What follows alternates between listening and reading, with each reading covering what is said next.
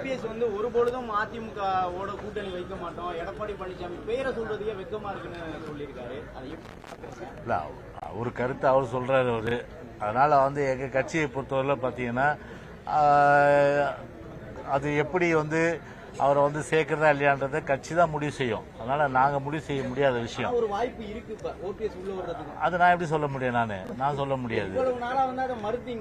இல்ல அதாவது நான் எதையுமே வந்து இப்போ வந்து எதையுமே சொல்ல முடியாது. அரசியல் 1000 இருக்கும், 4 செவத்துக்குள்ள 4 விஷயம் நடக்கும். அதெல்லாம் உங்ககிட்ட சொல்ல முடியுமா? நானு அதெல்லாம் சொல்ல முடியாது.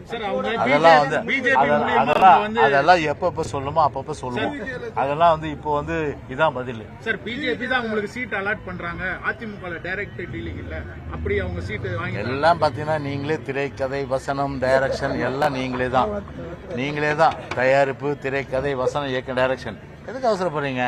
முன்னா எல்லாமே இப்ப நோட்டிபிகேஷன் பிப்ரவரி மாசம் வரப்போகுது.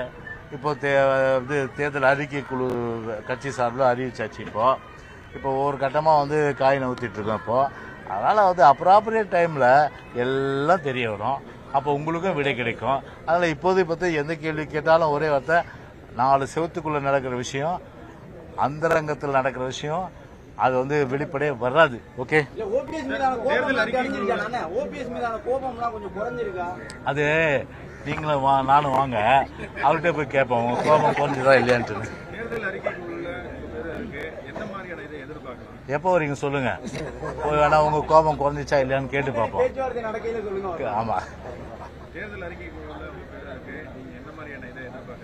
இல்ல இப்போ அது குழு போட்டிருக்காங்க. இப்போ இந்த குழு வந்து தமிழ்நாடு ஃபுல்லா சுற்றுப்பயணம் பண்ணி இன்னைக்கு தமிழ்நாட்டில் வந்து நிலவுகின்ற இந்த எதோச்சதிகார ஆட்சியினுடைய செயல்பாடுகள், குறிப்பாக விவசாயிகள், நெசவாளர்கள், தொழிலாளர்கள், மீனவர்கள், சமுதாயத்தில் ஒடுக்கப்பட்ட மக்கள், ஆதரவாளர்களுக்கு எதிரான அந்த வன்கொடுமைகள், தொழில்துறையில் மிகவும் பின்தங்கிய சூழ்நிலை, அது வந்து ஒரு ஊழல், லஞ்சம், இதெல்லாம் தலைவிரித்தாடுது.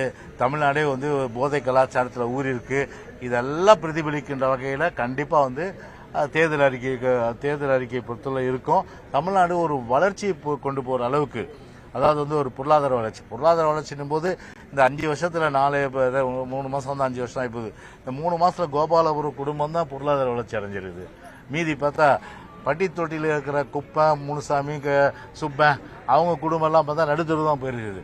அதனால கோபாலபுரத்து கொடுமைகள், கோபாலபுரத்து பொருளாதார வளர்ச்சி என்ற அடிப்படையில் போகாம இல்லையா, தமிழ்நாடு ஒட்டுமொத்த வளர்ச்சி, தமிழ்நாடு ஒட்டுமொத்த வந்து வேலை வாய்ப்பு உருவாக்குறது, தமிழ்நாட்டு மக்களுடைய எண்ணங்களை நிறைவேற்றுறது, இதன் அடிப்படையில் தான் தேர்தல் அறிக்கை.